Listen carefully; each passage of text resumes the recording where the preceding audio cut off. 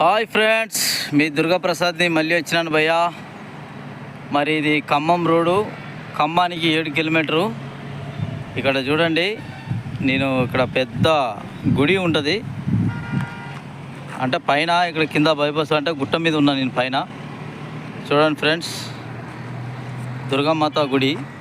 So ఇక్కడ రావాల్సిన వాళ్ళు రండి, బాగుంటుంది. సో మా బండ్లు ఇక్కడ ఉన్నాయి చూడండి, మా పిల్లలు జెండు బాంబు రింపుతున్నారు.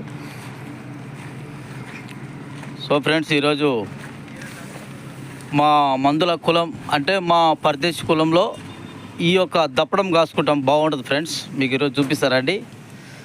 సో చిన్న గ్యాస్ అయిపోయింది, కట్టెల పొయ్యి పెట్టినాము. మా బ్రదర్ నిప్పు ముట్టిస్తుండు, అందులో అన్నం పెట్టడానికి ఇంకో పొయ్యి ఉంది.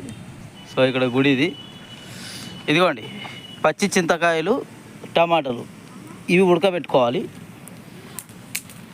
దప్పడం అంటే ఎట్లా చూపిస్తారండి ఫ్రెండ్స్. ఇది 2 కిలోన్నర చికెను. మరి ఈరోజు మా బావగడ వచ్చినాడు హైదరాబాద్ నుంచి. ఇతనే, అతని కారు ఇది, ఈకో. సో దప్పడం ఎలా కాసుకోవాలంటే, ఇవి పచ్చి చింతకాయలు, 5 టమాటాలు అంటే అరకిలోని చింతకాయలు, చెట్టు మించి ఫ్రెష్గా తెంపుకొని వచ్చినాము. సో ఇది చికెన్, 2 కిలోన్నర చికెను. సో ఈ చికెన్ని బాగా ఇలా ఉల్లిగడ్డ, చికెను, ఆయిల్ పోసి 10 నిమిషాల దాకా బాగా మసాలా పెట్టాలి.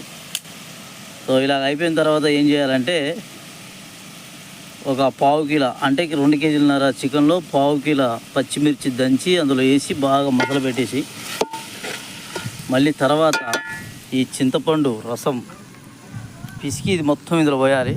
పోసి ఒక అరగంట అంత సేపు ఉడకబెట్టేసి, మళ్ళీ తర్వాత ఏం చేయాలంటే కొత్తిమీర, మరి బియ్యం పిండి, మరి అందులో మసాలా, గరం మసాలా అవి వేసి ఇందులో పోసేయాలి. పోసేసిన 10 నిమిషాల తర్వాత దించుకొని ఉడుకుడుకుని అన్నంలో తింటే ఆ కిక్కే వేరప్ప.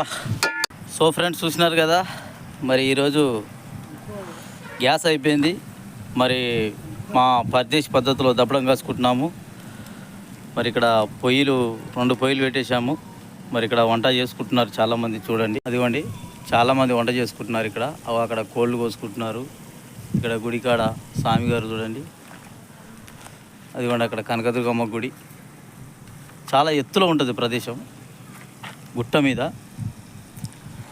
గుట్ట చూపిస్తాను మళ్ళీ ఫ్రెండ్స్. పెద్ద గుట్ట ఇది, చాలా ఎత్తు మీద ఉన్నాను. 3 తాడి చెట్ల ఎత్తు మీద ఉన్నాను. అది కూడా పెద్ద బైపాస్, అది హైవే.